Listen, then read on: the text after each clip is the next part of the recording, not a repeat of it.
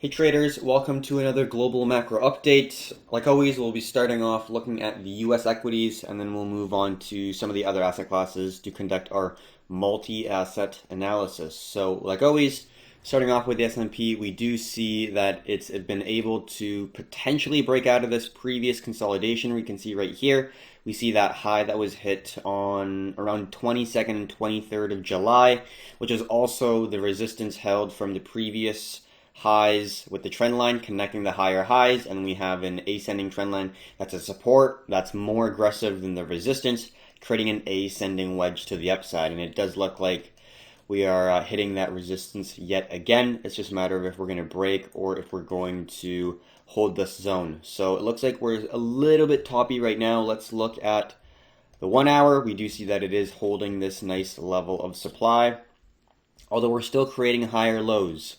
We can see low, higher low, higher low, and this could be a higher low. So overall, we are still holding a series of higher lows, but we are squeezing towards a resistance area. We do have to keep in mind that we did break this previous high that we saw on July 23rd, and we're just still continuously making some higher highs and higher lows. So it looks like it is getting less aggressive. The moves are getting less substantial to the upside. Yes, we had these days where we were able to recover from these dips and really just continue towards the upside. So this, in my opinion, especially on the daily chart, shows me with these wicks here that there are lots of buyers still. And if we do get a candle closure above this zone, we could get a situation where we're going to be melting to the upside, retesting this previous resistance as a new level of support. If we're able to get that, and then we're able to maybe get something along the lines of this, where we get this previous small little resistance, if we do get a small little sell-off to form as a new level of support, that, in my opinion, would be a pretty bullish situation for us to be in. We don't exactly know where that horizontal zone is going to be, but I think if we are going to get a potential move to the upside, we would see a break and retest of this key level of resistance that we see right here. So that's going to be the potential upside move that I will be looking at if it does come into fruition. And we see that strong candle closure on a large time frame, and then we do see now we're trading for 6 hours now, basically the entire time above this previous resistance. So I definitely think that if we get a resistance turning into a new level of support right here, we see key structural zone right here, right here, right here. Yes, we got a poke out right here, but it got immediately rejected back to the downside. So I'm going to be viewing this area as a potential level of support where we could get something along the lines of that. We don't exactly know just yet, but that would be extremely bullish. For the sells, I want to be pretty careful because this overall is going to be looking at the global risk sentiment as well. So looking at global investors and seeing how much risk they're willing to tolerate. And right now, we see lots of buy pressure coming in when the price is trying to break below this ascending level of support. On the 12-hour, we do see lots of wicks to the downside, and then we see this huge candle closure. That was a very aggressive push with a bullish engulfing candle engulfing the previous, let's say, candle closures, let's say 3 days, or I guess less than that, 1.5 days.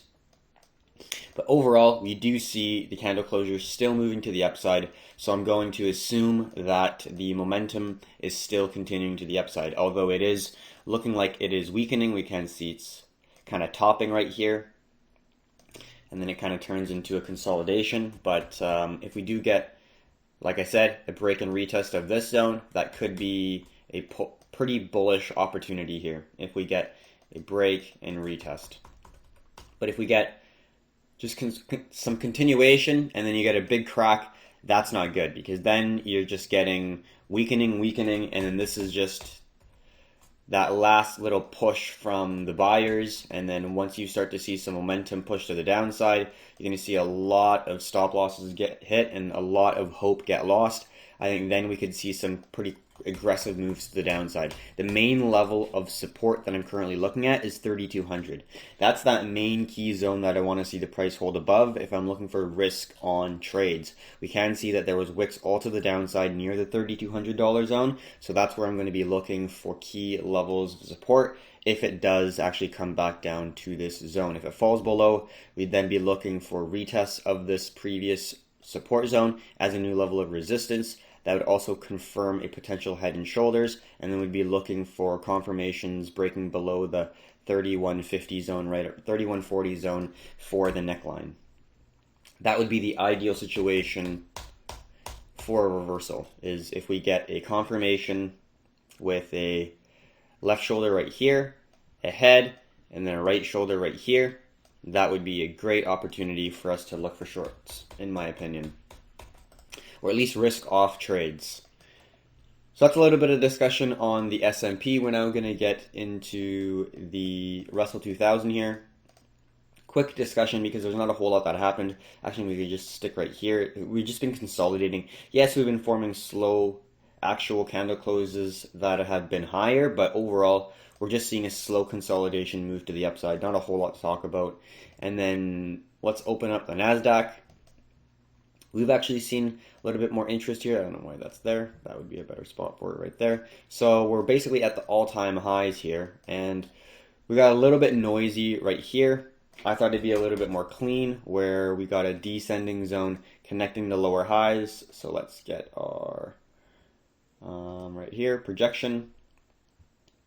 I thought this would be a little bit cleaner. We didn't really get an ideal break and retest that we were hoping for like this. The ideal situation is if we got this or this to hold that support zone. So we got a little move and then a push and then a pullback and then a push. That would be a really good opportunity to look for potential longs. But we didn't really get that precise retest right there to push the price upwards. So overall, not absolutely phenomenal, but we are now just at a base. So this is, in my opinion, considered a high base. So we're consolidating. I do not consider this really a breakout just yet in terms of the high base. What we need to see is to see the price break up, retest this very well-respected zone. You got 1, 2, and 3 rejections off this area, or at least hesitation here. We don't really have a rejection here. A rejection if we came back down and then held maybe this middle zone and then came back up and broke it, because then we can create these nice higher lows, creating an ascending triangle formation. So right now, don't really see a rejection, so it'd be nice to see one more rejection come down, ascending zone, break, retest, and then you're looking for longs if you are looking for possible moves to the upside. One thing to note, I think it's really interesting, is the VIX is contracting to a point where it's going to have to make a decision, and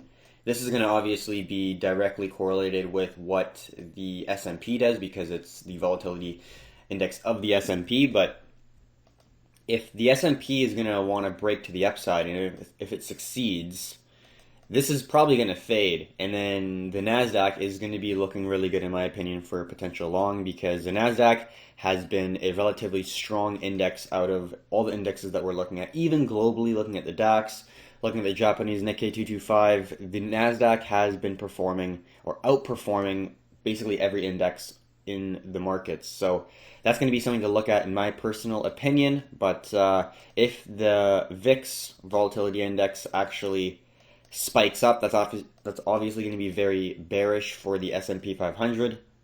So then ideally we just want to see a fade in the VIX. That would be ideal. Kind of like we saw, let's get our little snip.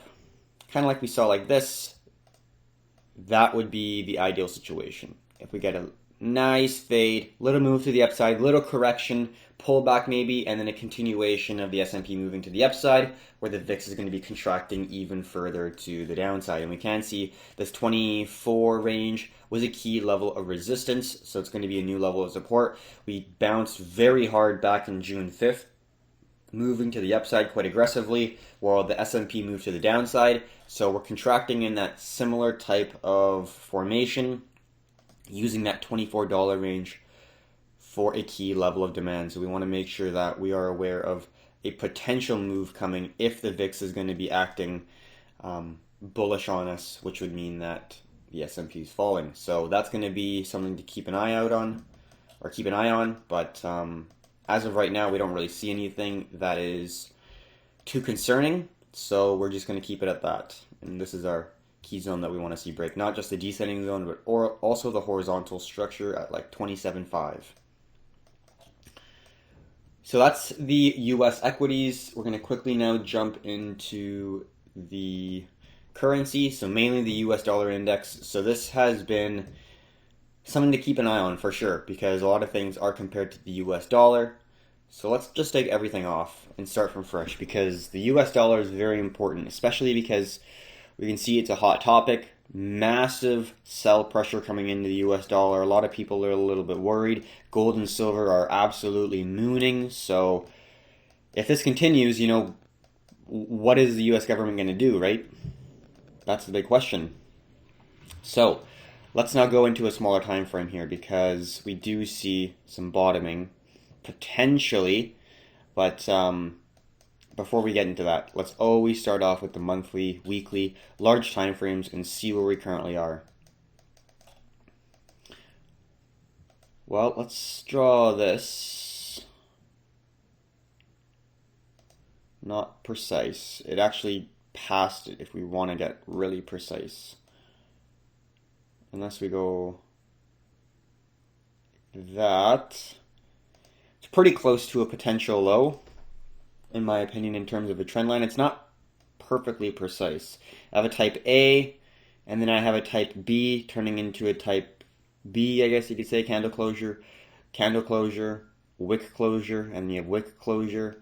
So you have a type, you have a type A, type B, and type A. So if this starts really rallying, because we got to understand this is the monthly, if we go to the weekly, maybe it's going to be something a little bit different. Probably not. Still got four days-ish. So if this holds, and if we get a big rally from here, from around this support, let's say, and then we get like a really big bullish candle, like so, that to me is going to indicate that that's going to be a possible low. And then we could consolidate for a little while, but this has been really quickly and aggressively moving to the downside. And I think that we could possibly get some level of correction here, because I don't think the US is going to allow the US dollar to just completely collapse and keep on falling. I just don't think that's going to be something that the US government is going to do. So as a possible theory, let's continue. And then when I would say I'm wrong is this zone right here. Pretty close to 93. Like if we look here, we can see just how strong this support zone is. Turn resistance, turn to support, and then I would say basically at the bottom of that wick, if that's going to be a low, should not pass this wick. And then if we really are going to be falling for it, can't go below that zone. Someone's calling me, but I can't answer. Okay, so let's just continue on here. Sorry about that. I got to turn off my phone here. All right, so let's go into the smaller time frames, because we do want to assume that that's going to potentially be a level of support. And what would indicate the dollar moving up is if there is a risk-off situation. So the US dollar is a safe haven currency that people would look to enter or long or buy if there is uncertainty, worry, fear in the markets. Now, I think we're going to consolidate here for a little bit, but if this moves to the upside, it means that the SPX is probably going to fall, because I really don't think the SPX and risk-on assets are going to be moving up. NASDAQ, stuff like that is going to be moving up when the US dollar is moving up as well. So it could very well fail. We'll look at the smaller time frames, but the US dollar has been absolutely capitulating to the downside, so we do want to make sure that we keep on top of this price action, or this chart especially. Okay, so now that we understand where we are in a larger time frame, let's discuss what we're currently seeing on the smaller time frame. So I'm not really going to draw any descending zones anywhere all along here, just because it's moving faster and faster to the downside, and it's just in total capitulation, and kind of from here is just in a massive capitulative state to the downside. So what we're going to be looking for is to see key levels of support or resistance along with a price action pattern that we've backtested. So if we're looking at this, we see the major zone that this price action needs to pass, in my opinion, in order for it to potentially shift direction or shift momentum, was around 94. So this is going to be the around there is going to be the key zone of resistance that we need to see the price pass before we get even a glimmer of an opportunity for US dollar strength. Second thing is, let's look for a possible price action structure that we can see. I definitely see a reversal pattern right here. I'm not sure what you do, but let's look at this structure right here. You got the left shoulder, you got the head, and then you got the breakout point at 94, and then you got your right shoulder sitting at 93.7, and if it goes below that, that's an invalidation. But if it's able to hold this right shoulder for a level of support, that will create a reverse head and shoulders formation, and the breakout zone, which would be right here, 94, is going to be the key level we are looking for possible US dollar strength continuation. So it's slowly setting up. If it doesn't break 94, then the complete structure is invalid, because obviously you need to see the breakout before you actually get any sort of trigger or flag to enter. So we don't see it just yet, but this is going to be a big shift. If the US dollar reverses, that means that a lot of risk on assets are not going to do well. And right now, it does look like Bitcoin is considered to be a risk on asset, although it is slowly decreasing its positive correlation with the S&P, and it's slowly, but it is increasing its correlation positively to gold.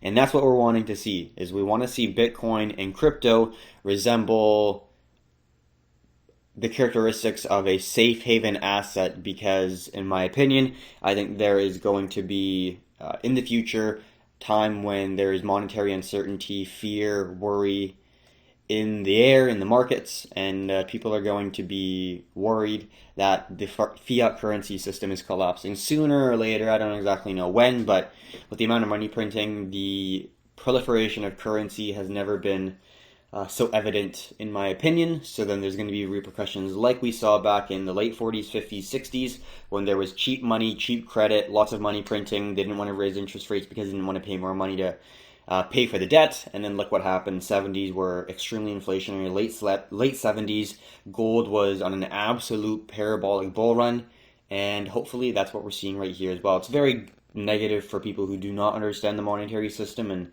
what sound money is, but for the people who are willing to educate themselves, these times where true money is tested, these are very, very fast, aggressive times to be in the market, but can provide some unbelievable ROI. And we saw that in silver, we saw that in gold.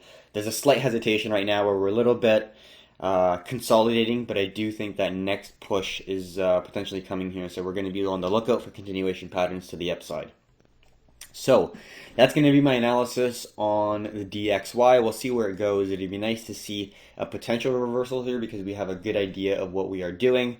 And if you stick with us and watch our channel, you hopefully will have a good idea of what to do if different assets move up or down, because in the markets, it's not just one independent thing and nothing else moves it. The things that we're looking at are very correlated or negatively correlated, so we have to understand the cause-effect relationships that are within the instruments that we are using to trade. So we'll see what it does. Definitely still too early to consider it a potential reversal, but the DNA for a potential reversal is there. It just needs to kind of create a little bit more of the structure. All right, so now let's look at gold. Let's go to the daily and then understand that the 1920 zone, actually let's go to the weekly. can even go to the monthly. So we got a monthly candle closure, right? July candle closure was successfully higher, much higher than 2011 at 1826. So now we've closed higher than really any point in time. We did go above or just around 2K back in the 70s, I believe, but you know, in the recent decades, we haven't seen a candle closure this high. So gold is extremely bullish in my personal opinion. Just because it is high doesn't mean that it is too high in my opinion. I think with the amount of not just the United States, but the entire globe with the money printing, you know, a lot of economists, a lot of people who are very skilled and have a long history in this space are pretty bullish on this yellow metal as well. So we got to look at it not just with the price action, but also fundamentals. So I'm just basically only looking at continuation patterns. I do not want to short this at all. I have zero desire in shorting gold or silver. I'm only going to be looking for longs. So with this current market, I see an ascending wedge formation. Oh, I also see an ascending triangle formation, but I'd like to see a wedge breakout as well. So let's take a picture right here. So we see initially this resistance, this resistance, this resistance. We see that right here. Rejection right at that zone. So this is going to be a horizontal level of resistance that we're currently seeing within the market, which is great to see. When we have these tops or roofs within the market, it's great because when they actually open up, this little crate here, so let's just say it starts to open up, you know, then there's like a rocket ship that can potentially come in when you get these big moves to the upside, because now every single person who's long is now in the money, right? That's a great feeling for people who are long, and every single person who is short, every single person is now out of the money. They are now losing no matter what. So stop losses are probably going to get hit, and adding on to winning trades are probably going to be adding on as well. So in my personal opinion, if we do get a nice break, strong impulsive push to the upside, we're looking for retests of this previous resistance, which is going to be acting as a new level of support, as well as candle closure, candle closure, candle closure. So we also are going to be connecting those candle closures with type Bs to add in an ascending new level of support, which is going to be our key level of resistance that we need to pass. So we have both a horizontal zone and an ascending zone that we need to break. So let's say this is a price action. We want to see a break and retest this zone. Maybe we might get a descending zone to create a symmetrical triangle at that area, right? And then we're looking for continuation. That or a descending wedge or a descending triangle. You could even get an ascending triangle, ascending wedge on top of the ascending wedge. Anything that involves price action patterns that you've backtested. I've backtested them. So that's going to be where we're going to be looking for a possible entry for me on gold. So we don't see it just yet, but all I'm looking for is an impulsive move to break above this key zone, and then I'm looking for a possible entry. If it doesn't go above this zone, and we don't see it hold, and we don't see it actually retest and validate, I'm going to be pretty hesitant just because I have a pretty specific set of criteria and things I'm looking for. So if we don't see that, I'm going to be hesitant to enter. All right, so let's look at silver now. So on the 12-hour chart, I think silver looks awesome, but when we do get into the smaller time frames, just the fact that this wick is so large and it held on a 6-hour and large time frame, I don't love. But when we are looking at it from a larger time frame, we do see a nice ascending series of higher lows connected by a trend line and a horizontal zone of resistance at around 2460. So we do see a potential ascending triangle. So then we go into a smaller time frame, we see support, support, support, and especially this wick right here came down right to the support zone in confluence with the horizontal zone. You see support right here, 2, 3. So in my opinion, that's a valid zone. So all we're looking for is a possible break and retest. I would look at this like this is a wick. Like this zone right here is a wick, because it truly is on a daily time frame and a 12-hour time frame. It's just when you are going to a 4-hour or a 2-hour for a possible entry, or a 1-hour for an execution time frame, you may see that and think, I don't love that. And I was thinking that as well, but I'm just going to live with it. Not even going to be drawing a descending zone. We did see a possible descending zone like here. Like here. And then let's get that red. And let's go like this. But we did not see a break of this previous resistance right here. That's why we always like to look at structures as well as price action patterns. So it would be nice to see a break of that zone. So let's get... So it'd be nice to see... Let's get something that we have an idea.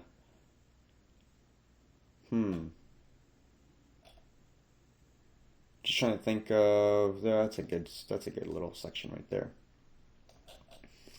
So ideally, we'd want to see something like this.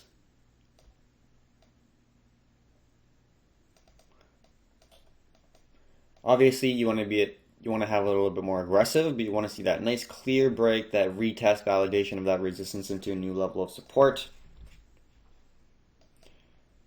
It wouldn't be bad to get a higher low here, just to validate this confluence zone with here and here, as well as that horizontal zone, and you get that nice higher low, and then you get a break, retest, and then you get that continuation. That would be great to see. Then you get a little bit more of like pulling back of the cannon, I guess, before you get in, just absolutely pushed to the upside. I forget what I'm trying to think of. So things that have a Y, and then you let go.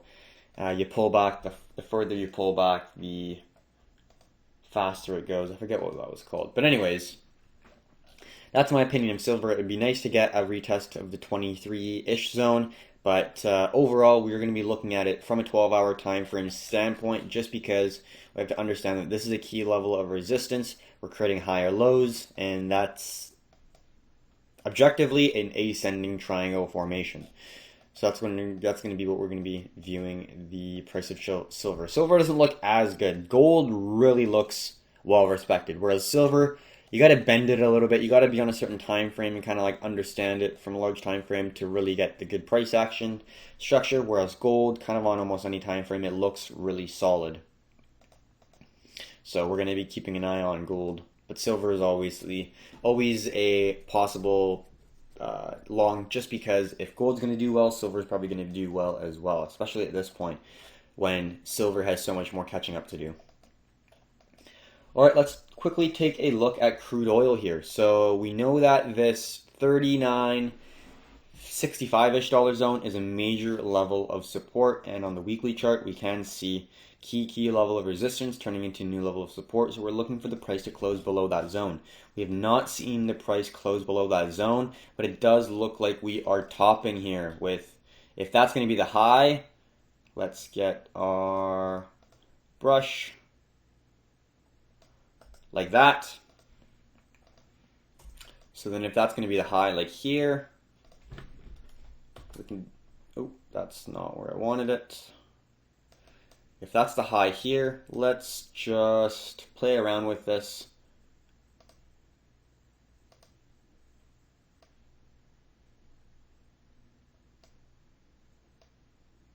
Oh, I can only go one way. I thought I could turn it around.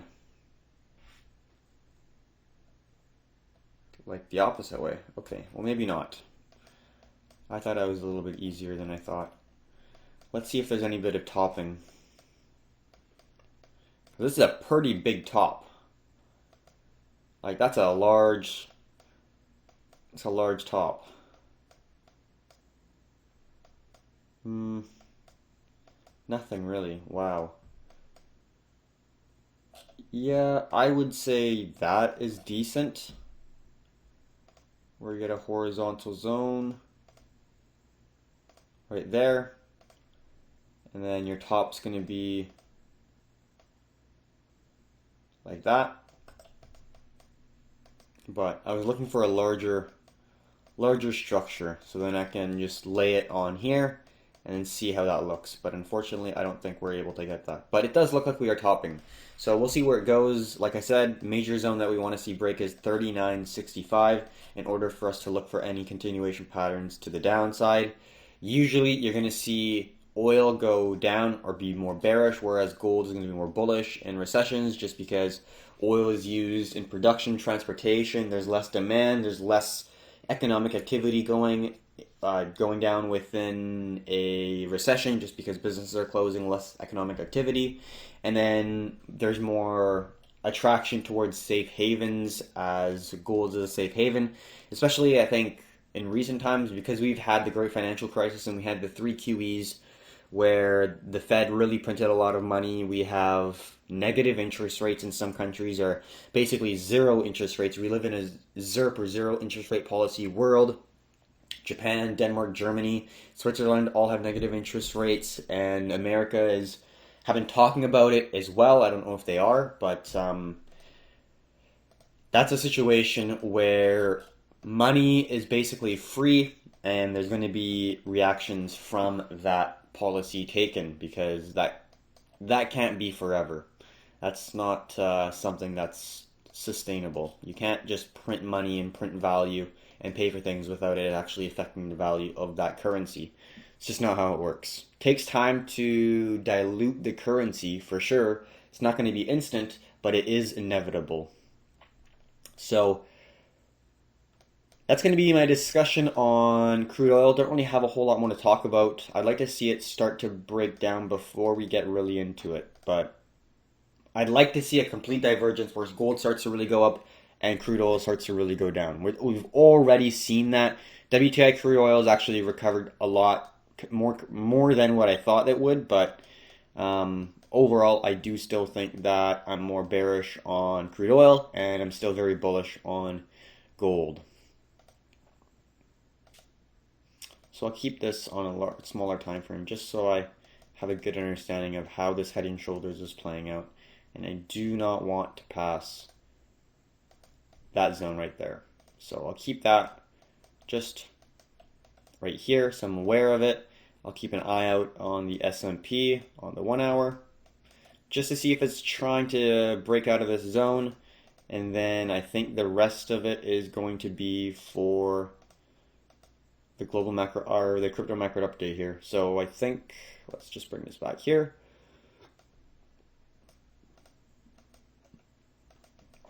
And just see if we have any questions. Don't think so. Sweet. All right. Now let's go to BTC and look at some crypto.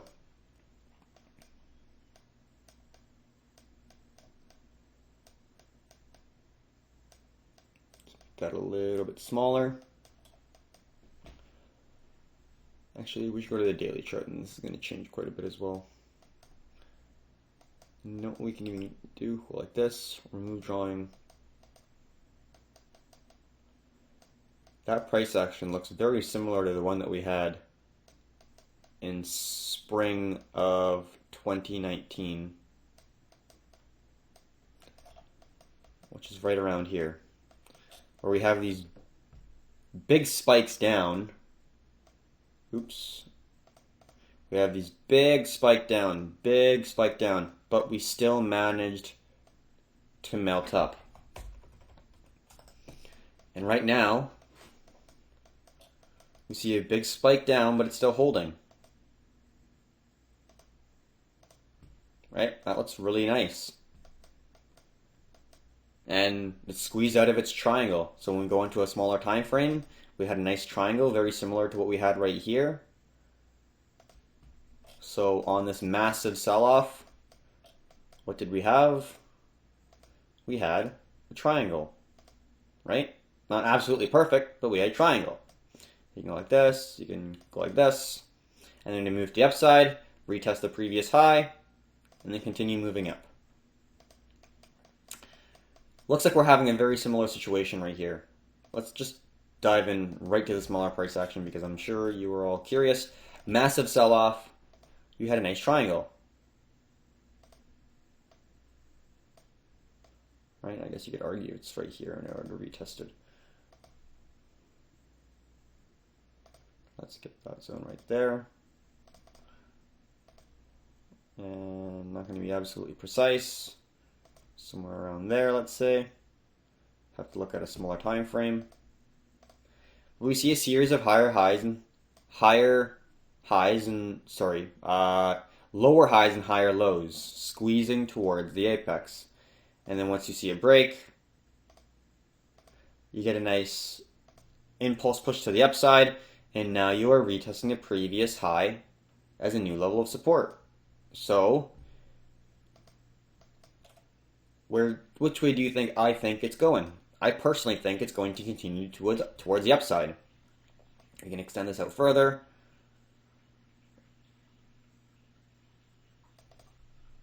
Nice little zone right there that it broke. You can also just say that's a base, like so.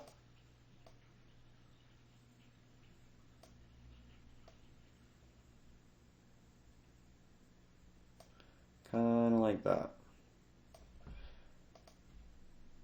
So yes, that was a pretty aggressive sell-off.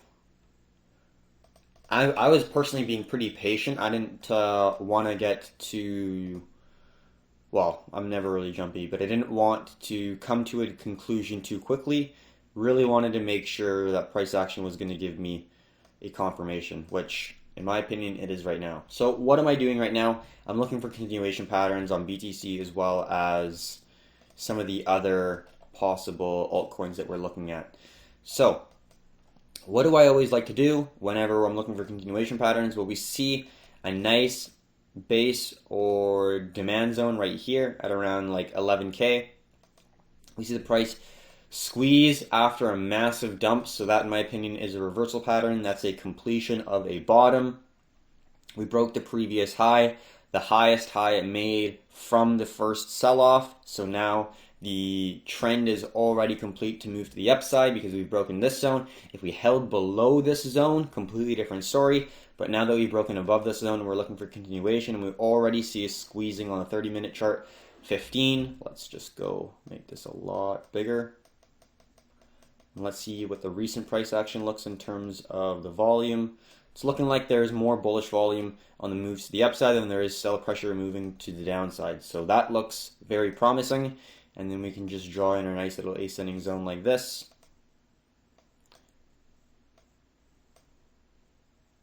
And that's what I'm going to be looking for to see a possible breakout. Also going to be drawing a descending zone, or not a descending zone, a support zone. Let's get that red. I was looking at that. An ascending zone as well, so this is going to be a support. And this is going to be a symmetrical triangle that I'm looking to potentially play if it provides me an opportunity to move and enter at that breakout point. So I'm looking for not only a break of that descending zone, but also either this zone for a retest or the high. It doesn't matter too much to me. It's just going to give me a little bit better of an entry, obviously, which would be a little bit better of a risk reward, but I am alright if it doesn't give me a perfect re-entry or entry right at that zone right there. So I'm going to get that green.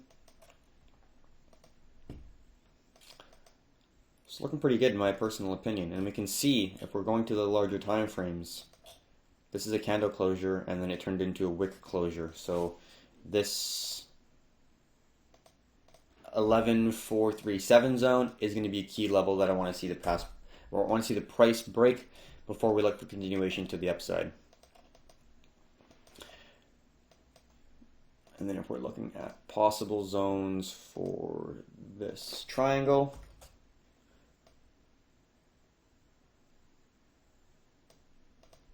not a perfect break because you got a break and then a failure to hold that previous high. So you got a previous high there, you broke it, retested that previous resistance as a new level of support. It failed, held the low, so that would be below your stop losses right below there. So if you're looking to trade this, it would have still been good. I did not.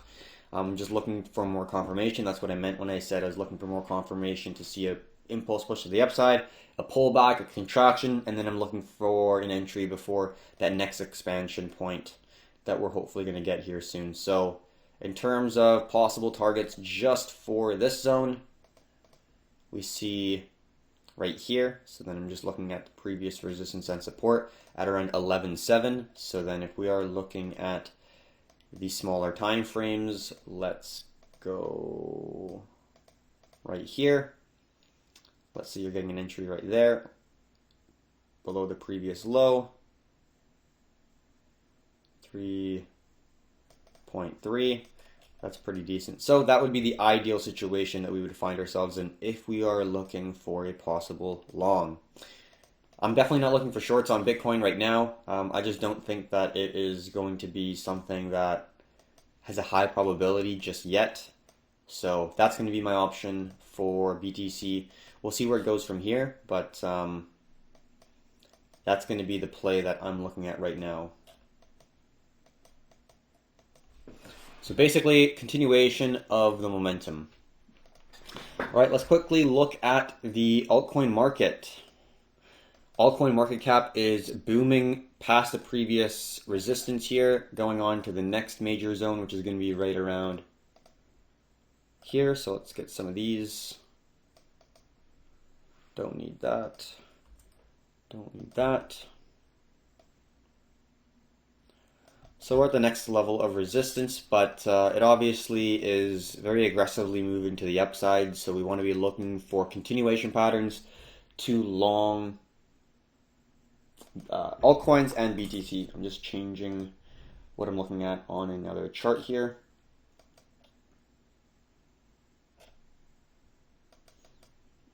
Okay, cool. So now we're going to go into the next thing, which is BTC DOminance, which is moving to the downside, meaning altcoins are taking more of the market share, which means that we should be looking to long altcoins.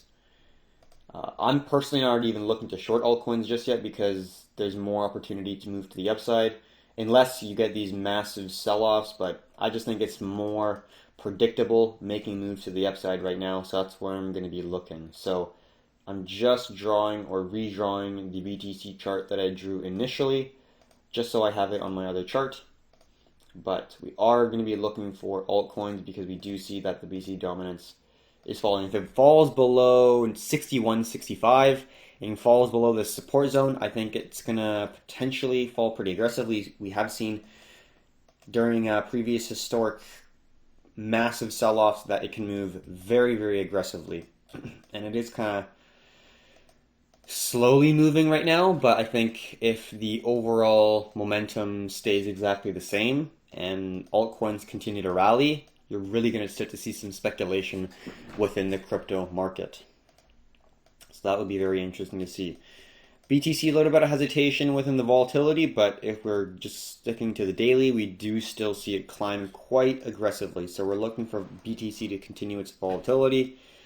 Not much on the Bitcoin CME futures. We do see a bit of a gap there, but since then, I don't think we're going to get there. I think there's higher probability of moving to the upside than there is to the downside, in my opinion. All right, so let's go into Ethereum first because I do think that's going to be something very important to be looking at. Let's go to the daily after our massive sell-off. Also, this is the perpetual futures that I'm going to be trading on Binance. Just allows a little bit more flexibility with the orders and stuff. But I'm going to basically be looking at the smaller term price action. So, actually, you know what? I'm going to go to the normal one because we want to see the large time frame of Ethereum. We don't want to see just the smaller time frame. So let's look at Ethereum.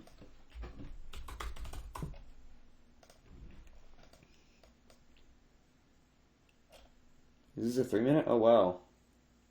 Well, I guess it's pretty similar to BTC. Just on the 3-minute, it looks really nice. Like, that's nice. I like that.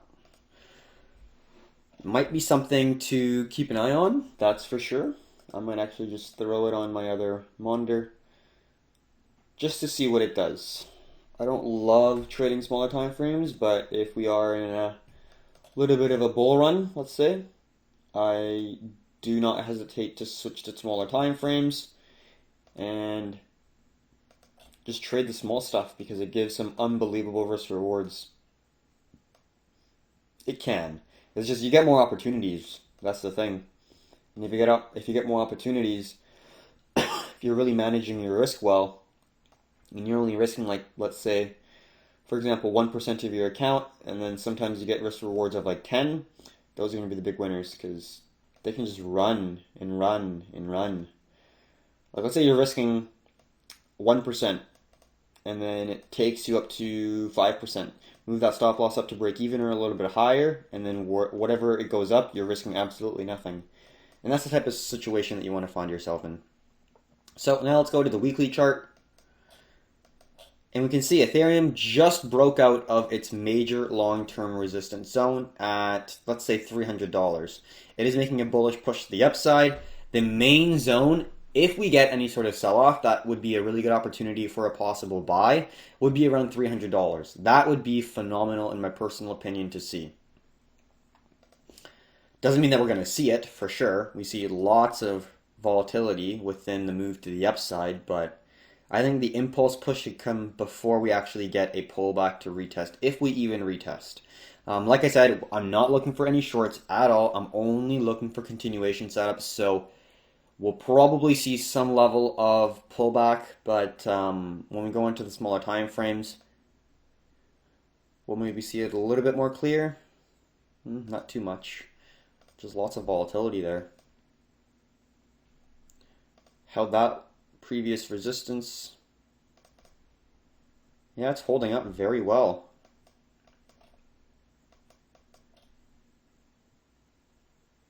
Yeah, it's, I would say, a decent opportunity for sure. It's middle zone right there.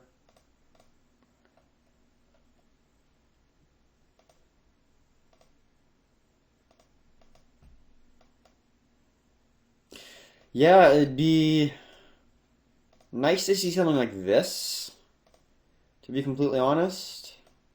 Kind of like we got here, and then you'd be looking for a retest of that zone around here, and then you put your stop loss below the previous low if you really wanted to, and then your entry and all that's whatever. I don't exactly know how you personally would like to do that, but in terms of structure on the hour chart, that's the type of structure you'd really want to see ideally.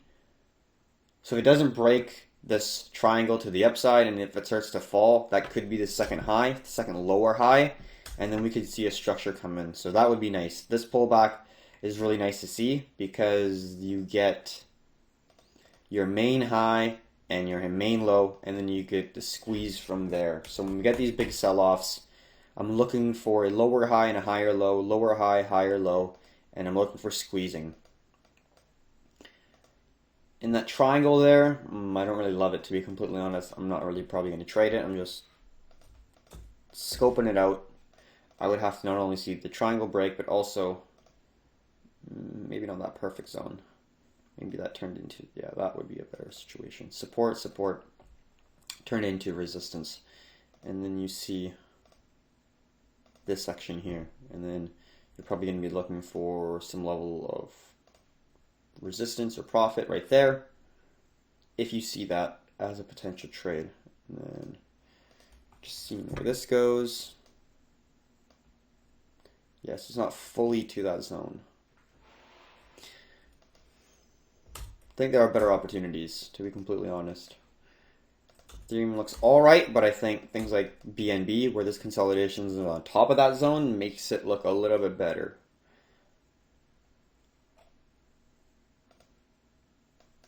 So, in short, let's go back to the daily. I'd like to see a smaller, like we saw an ascending triangle right here. I'd like to see maybe a symmetrical triangle right here. If it doesn't actually break to the upside, I'd be looking for 300 to be a main level of support. If it does break this little triangle here, I'd be looking for 410, and then above 410, you'd be looking for something along the lines of that. For me, at least. So we'll see where it goes. I'll stick on a small time frame, although I don't absolutely love that. I'll keep it on here. It's not the worst. I might not trade it, but it'd be interesting to see what happens because there is 3 valid zones. Cool. And then let's just get our support zone.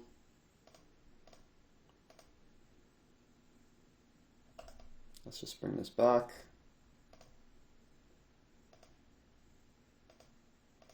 Cool. All right.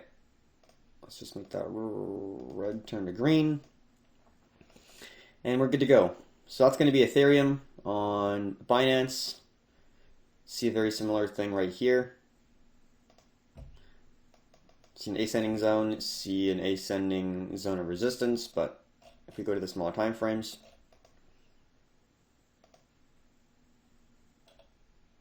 let's just go like that right there. So then that would be the zone you're looking to break. Oh. And let's go to a smaller time frame just to assess it.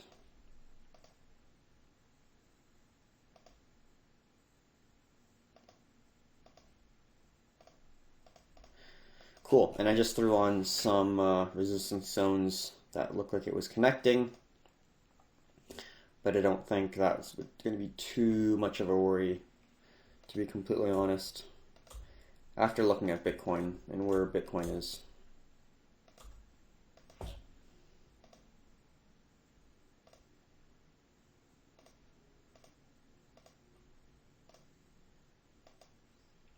Okay.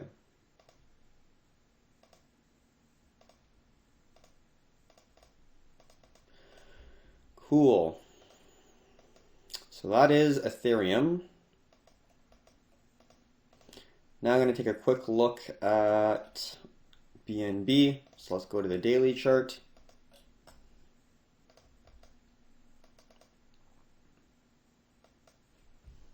Let's do this first, just so we understand where everyone is, or where we are at least. So BNB has been doing better than a lot of these alts in the bear market, for sure. We've broken above this major high, so that was a significant level that we broke above. The next major significant level would definitely be this high, but when we go on to the monthly chart, we did break above the monthly chart consolidation. So this is that zone that is the bottom for us, for BNB. So we see this zone right here. Let's get our brush, and this is our bottom. And around, let's say, $20 is the key level of resistance that we needed to break out of. So job complete for BNB on that, which is awesome. So it is breaking out of that zone, which is great. So we'll go on to the weekly chart. The next zone is going to be right here that we need to see break, or that we're trying to get to, around $24.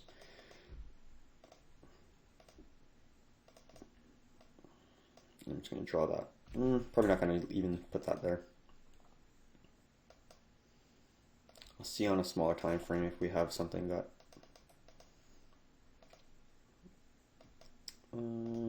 yeah, I can put that like that.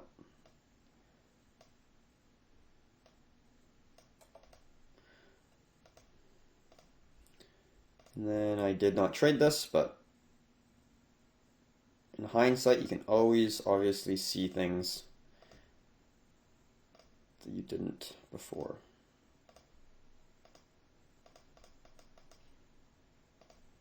And that high got tested, and when it broke, retested and absolutely shot up.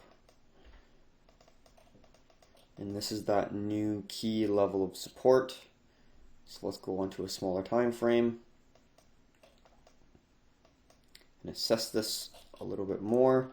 So not boom, slam down, big hold from the buyers. So lots of buy pressure there. And then we see even on the 4-hour chart, previous resistance turning into new level of support. Let's go to a smaller time frame. Let's go to a smaller time frame.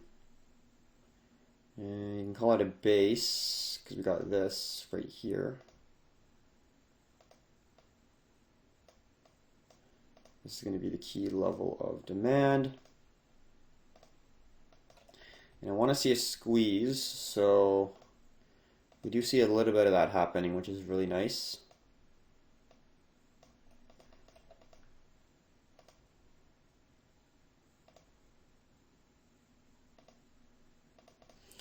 Okay, so what do we want to see from this situation?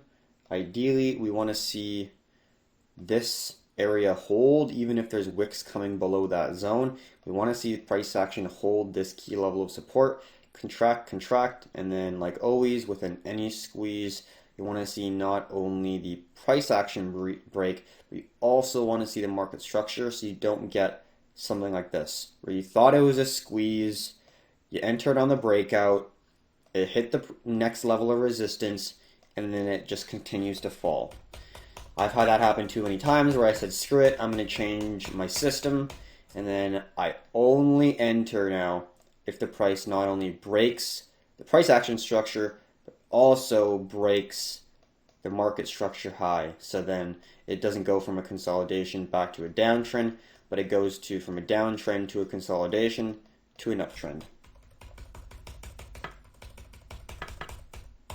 Cool, so that's going to be the analysis on BNB. I think it looks pretty good, but like I said, it definitely has a little bit of time before we're able to really capture any opportunities just yet, in my opinion, but it'll take a little bit of time. But ideally, it holds above 22. That would be a really good situation for us to have. Okay, so that's Binance Coin, that's Ethereum. We went over those two. Let's go over XRP, because this 5-minute chart looks pretty good. So let's go on the daily chart. And I was kind of shitting on XRP just because it was not relatively strong, but recently when we look at the relative strength analysis, XRP is at the top of the list. So I'm sure everyone who loves XRP is absolutely going nuts right now, saying I told you so, because I was not always bullish on XRP. But if we're looking at the smaller term time frames, it does look like XRP is doing better than basically everything else on the list we have so far. A little bit of sell pressure coming in. We see some alts moving down, but let's now look at XRP. So this is just on the Binance one, so we can see it is, we have a lot more data. Main level, we're right at the main level here. So 30 cent-ish range has been a key structural zone for a while, for years really, since 2018 and longer. So let's get, that's it right there. So the fact that we're in that range, holding it, potentially holding above it, is great to see. We see wicks up there, but overall, that's that main middle zone. I want to see candle closures above. And it looks like we're potentially going to get it here. That would be really nice to see. Confirmation, in my opinion, would be above like 35, 33. If we close above there, that is at a point where I say, okay, this is changing. Definitely. Let's just see if we can draw any descending zones.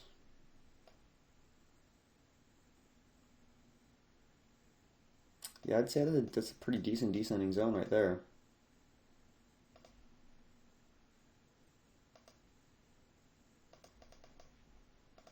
And then I know we have that one. Might not be from there. Yeah, there. So we had this very slow squeeze, and I thought personally it was going to do one more fall to the downside, but it managed. It managed.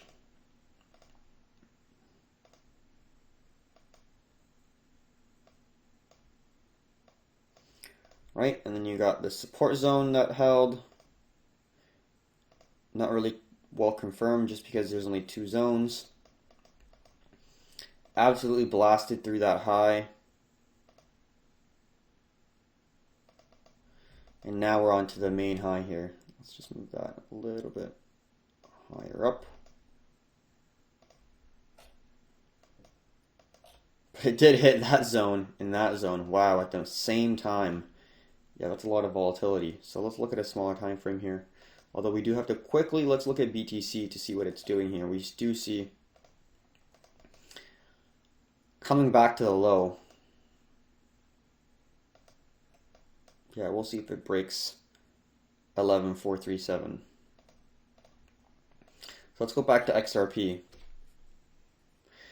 Massive sell-off, recovered at the previous high, which is now going to be a new level of support. So really good for market structure. Let's take away some of this. Let's take away some of this. Let's just show you from scratch what we're seeing. And this is that main zone that we have to keep in mind. 32, 33. So we're coming up to that zone here. We did see a squeeze right here. I think it's better to show it on a smaller time frame. Right there. And let's get that red.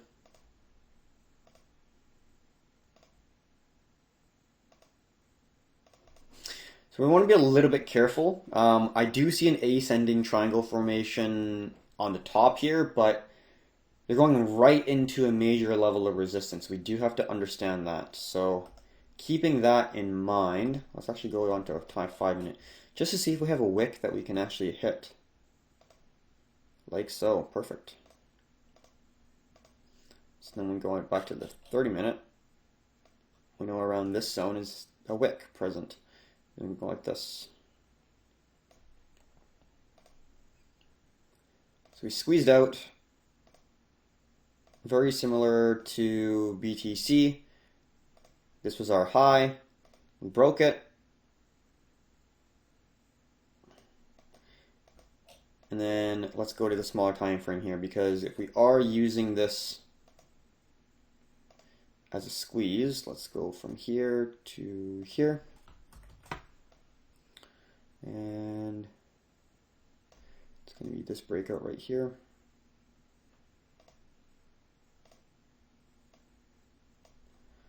So that's going to be our zone right in the middle of it. So when we go into a smaller time frame, we can see very, very well respected ascending zone, or ascending triangle, sorry. From here, I guess you could do it from here. I was trying to get a little bit more aggressive just to get that type A, that type B, and that resist, or that support right there. But we can just go like this.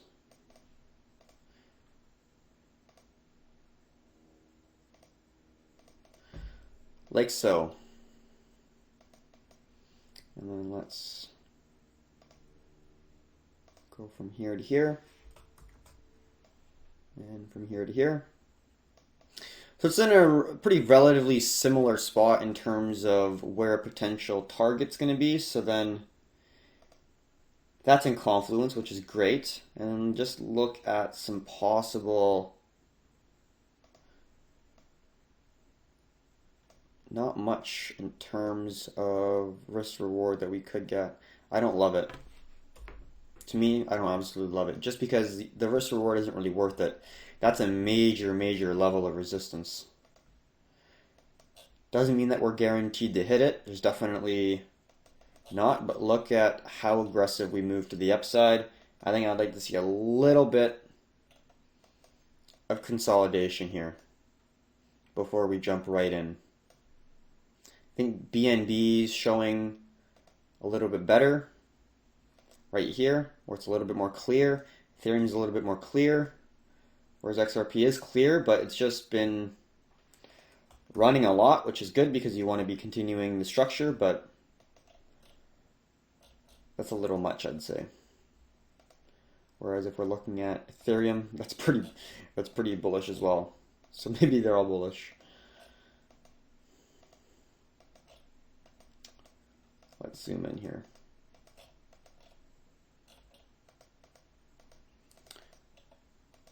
And then let's go back to XRP.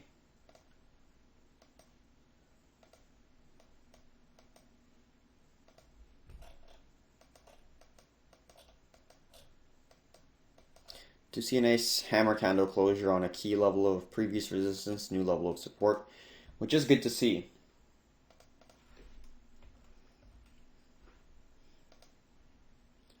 Quickly looking at XRP here.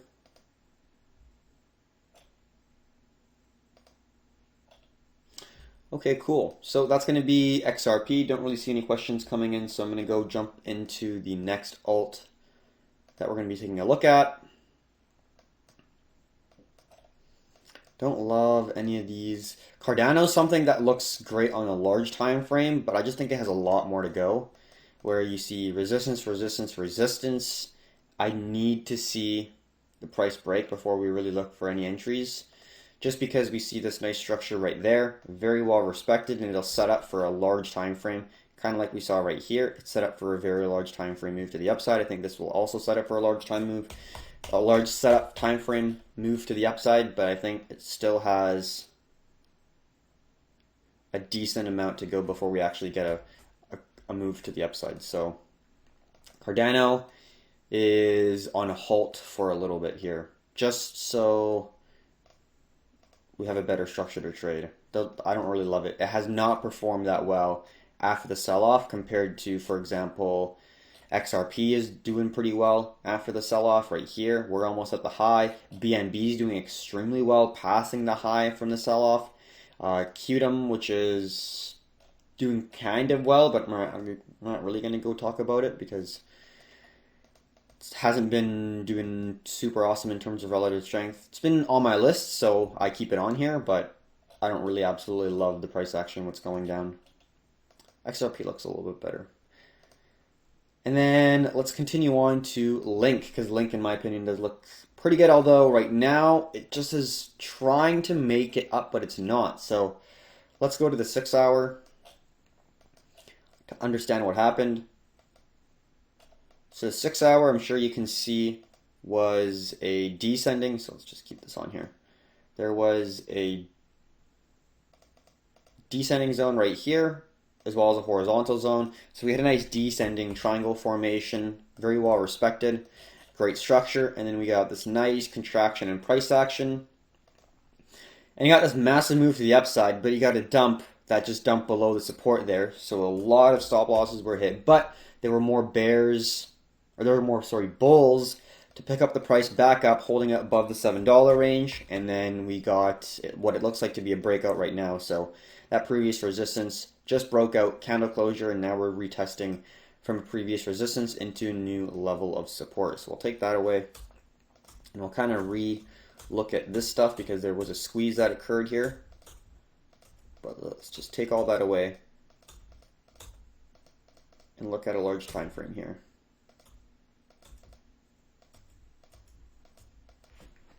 All right, very simple. So this held, very great to see. So we're now a bullish move to the upside. We're now retesting these highs, and this is the all-time high, remember? Wait. Yes. And we're still holding series of higher lows. Yes, we got that massive sell-off, but look at these wicks, right? So very, very bullish from a large time frame.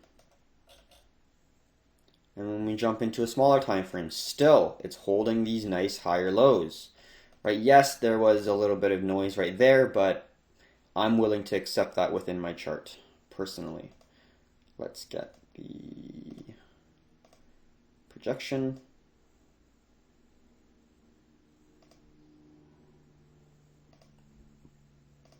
Okay, and let's go to the 30-minute. Just to see what it looks like. Yeah, it's not so bad. So what we're looking for is a break and a retest of this zone. Or if you're really thinking that it's going to break to the upside, you could look at a stop entry above the wick right here, and then a stop loss below the previous low, although you want to be looking for a pretty large zone if you are going to be looking pretty large zone of risk if you are looking for that type of entry. So let's just look at that zone. So that's going to be the break right there. Just want to make sure I had the right one. That's going to be the horizontal array like so. And let's just see where this lines up in terms of the array. So since that was after the massive noise, I kind of like to go from the noise and just see where we are for possible targets here. It's a little bit too high, right in the center of it. There we go. Okay, so we got a little bit of space to work with.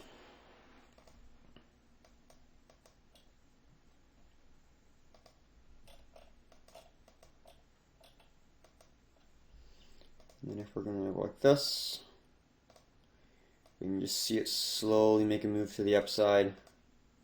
Although we don't really care that it's going to go here, we just care that it's going to go on top of the zone and then retest the zone, and then we're looking for a possible opportunity. So I don't even think I'm going to draw that in. I'm just going to leave it like so and see what the market provides. VeChain is still on the list, but it's definitely taken some time to actually break out. We're in a similar structure to what we had on Link on a larger time frame. So that's on the 4-hour for VeChain, and then if we see what Link did, descending triangle, break, retest of the previous resistance into a new level of support, and then a push to the upside. Not massive, but a push to the upside. That's exactly what we're looking for on VeChain. We see a contraction, price action. We're looking for the price to break above the key zone, around 0.018, right around here, and then retest, and then it's going to continue towards the upside ideally. So it's not ready yet, but we are looking for a possible opportunity if it does present itself. And this one has a larger move potential because we're on a larger time frame. The 4-hour has not broken out, whereas some of these other alts already have broken out, and we're just trying to trade the continuation of them. So XRP is holding a little bit better. It's good to see. And BTC is holding as well.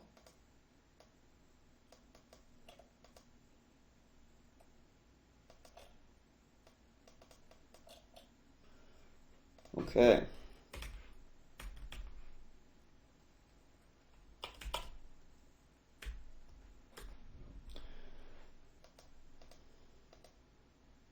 Just seeing the possibility and the risk that I'd have to that low. Just checking it out. Just playing around with some numbers. So it's going to be XRP. Let's see if we can look at anything on here. Nope, we just came from there. We already talked about Cardano. Already talked about XRP as a potential if it does play out. VeChain is a little bit slower, but it's potentially going to be playing out. We already talked about Ethereum on this chart. Looking for potential opportunities after breaks like 397. So like I talked about all the charts that I really want to, really. So let's leave this and then let's go here. SXP has been super volatile because if we zoom out, SXP is probably one of the least. Yeah, it's like right here. So it was the lowest for a while. Now it's kind of sitting lower, so I don't really think that that's a great opportunity. XRP we talked about. That's why I'm more bullish on XRP because relatively it is stronger. Like all throughout this section of the timeline, we can see that XRP is the lead by far. And that's why we want to be looking for XRP longs, Ethereum longs as well. We want to be looking for Ethereum longs. And those are mainly the two things that we're looking for. Ethereum and XRP. SXP is up there, but it's just been a little bit too volatile, where it was the worst and it was the best and it was the worst. So I'd rather stick to something that's a little bit more steady in terms of relative strength, and that's not SXP. That would be something like Ethereum. XRP is up there, I would say, at this point. So I've definitely shifted my gears a little bit on XRP, which is totally understandable, and I think that people should do that because you got to be able to be flexible and adaptable in the markets.